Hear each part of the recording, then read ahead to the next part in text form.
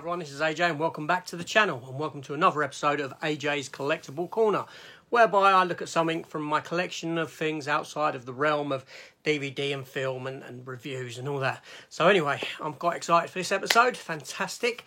I'm going to be looking at something from the Marvel comic character, The Punisher. So, let's do it.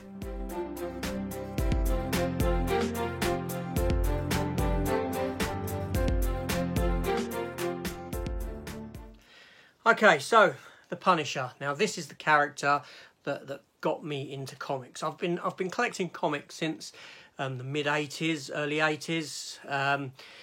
When I got into Marvel, it was The Punisher. I remember when I first started in secondary school, and I'd go to this newsagent by the bus stop. I'd rifle through there, you know what they had in there, and I'd pick out the Punisher comics.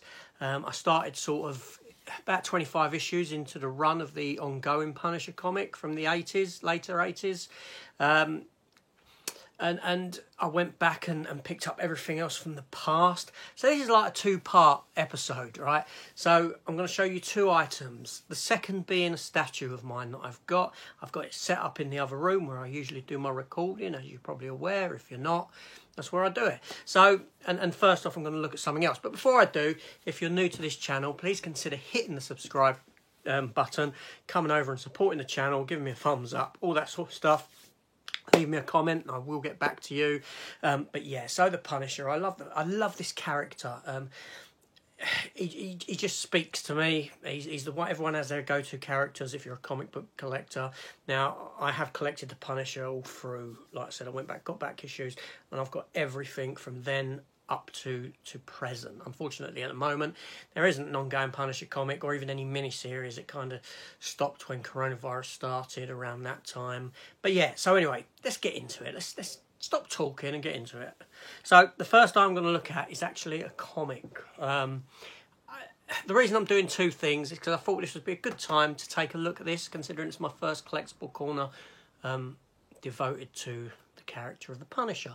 And there will be more down the line. I can't say when, it could be a year away, who knows, we'll find out. Anyway, so what I'm going to show you today is where it first began. The Amazing Spider-Man issue 129 from 1974. Now this is where the Punisher first came to be. This is where he was first created. The look of him and yeah, this is like the holy grail of a Punisher collector's comic series. So we have it here. Yes. Now this is CGC graded. So what that means is that this has been placed into a tablet like so. It went to a grading a place that grades comics. It's looked at by several different individuals. They come up with a grading. They score it. It gets sealed in a plastic container like this with its grading and with a bit of information. So The Amazing Spider-Man issue 129, Marvel Comics, February 1974. The reason it's been scored a 6.5 out of 10 is off-white to white pages. This is the first appearance of the Punisher and the Jackal. Jerry Conway story, Jill Kane cover, Ross Andrew, Frank Giacoia and Dave Hunt art within. So yes, so there we have the very first appearance of the Punisher in comic form. Now this is quite expensive, this comic itself now. I got it years and years ago and it's probably quadrupled in price since then. I could probably sell this for over £1,000 easy if I found a buyer. But that's not the case. That's not going to happen. Not selling it. It's mine. Staying with me for all time. So yes. Amazing Spider-Man issue 129.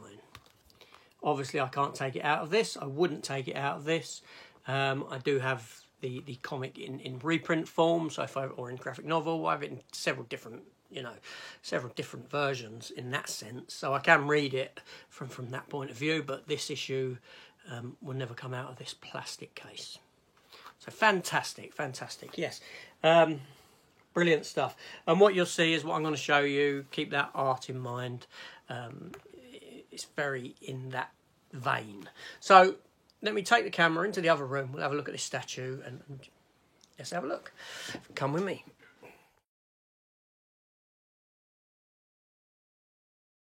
Okay, so as you can see, I've got my Punisher t-shirt on for this video. It's fitting. Now, the item I'm going to show you, I got in probably mid-2008, maybe 2009. It was purchased for me as a gift by a young lady that I was dating at the time. Yeah, it's one of the first statues I ever actually got. But let's have a look at it. It speaks for itself. Now, this is from a...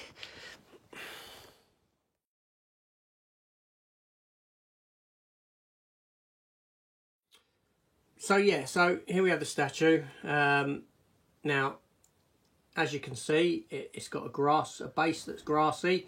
There's a bit of dust on it. Apologies for that. I do usually run them under the shower to clean that off. Very gentle shower.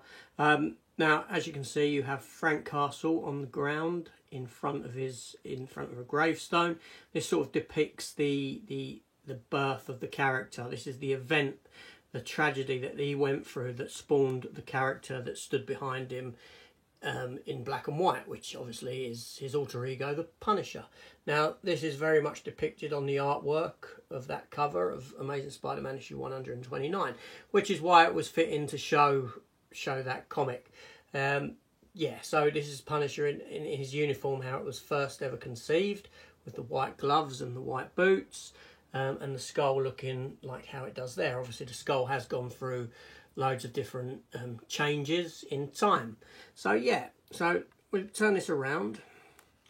As you can see, there's Frank Castle looking down, and there's a gravestone with some flowers in front of it, and on the gravestone you have his wife's name, Mary Elizabeth Castle, 1948 to 1976, Lisa Castle, 1967, 1976, and Frank David Castle, 1971 to 1976. And as you can see, the anguish and upset pictured on his face. Now, this is it's a fabulous statue because it really does capture the spirit of the origin of Frank Castle and what made him become the person that he became. Would you even call him a person? So there's his machine gun in his hand, like so.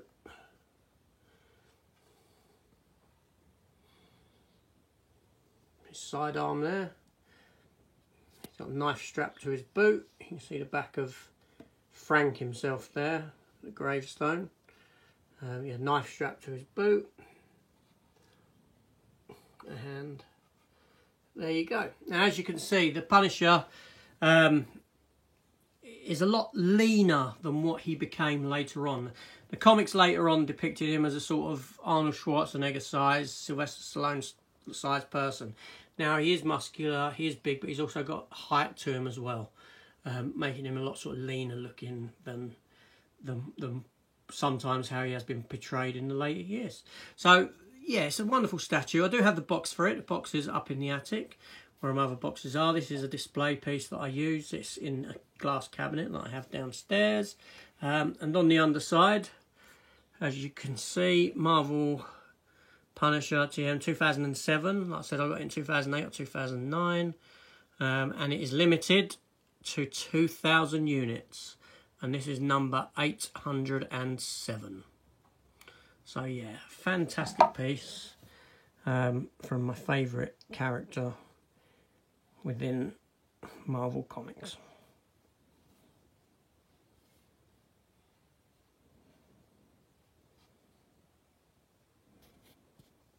Brilliant stuff.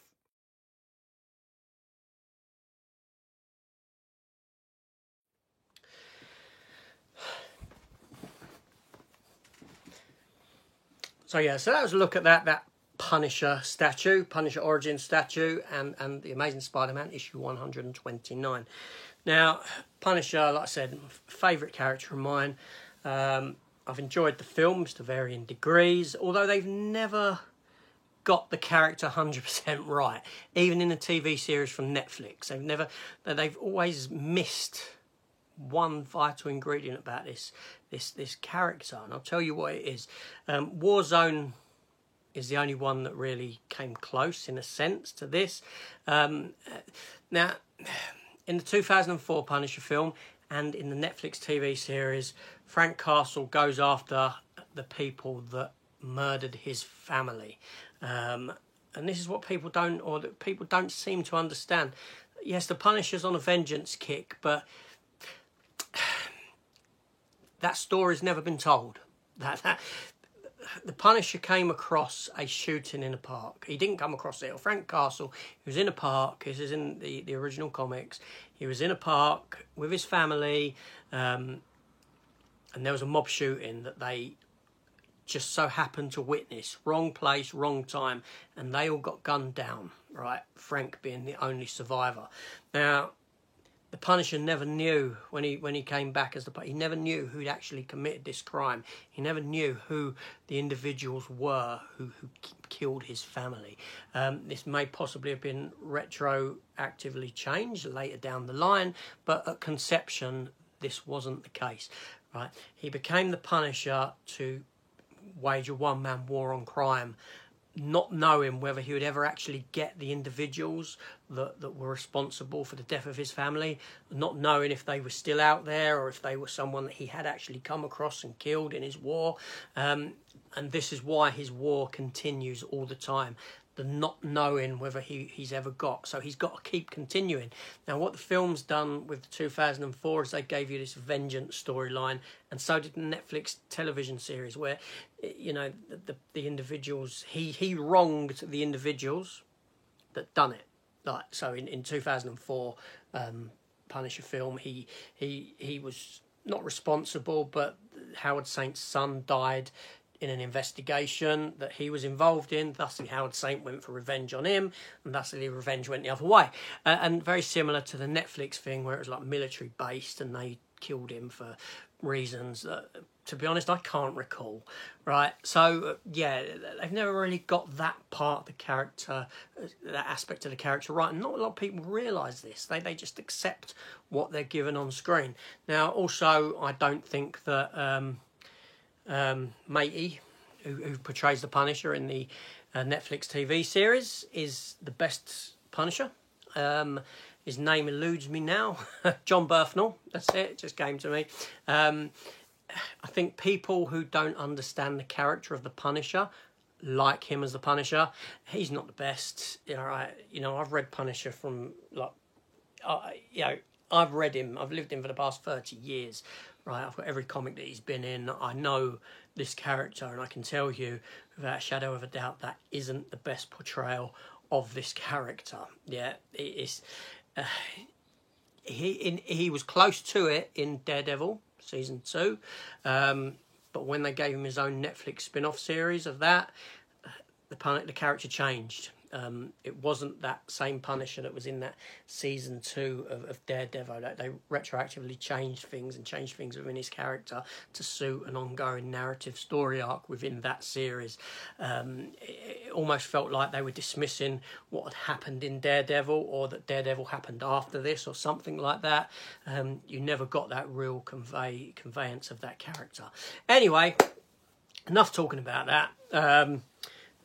That was my episode of AJ's Collectible Corner. Seriously, with the Punisher, I can go on for hours. I can talk and talk and talk. But I'm going to stop there.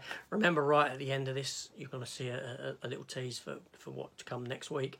Anyway, this is AJ. Thanks for watching, and I will see you on the next one. Please consider hitting the subscribe button and all the other buttons. Take care all, and goodbye.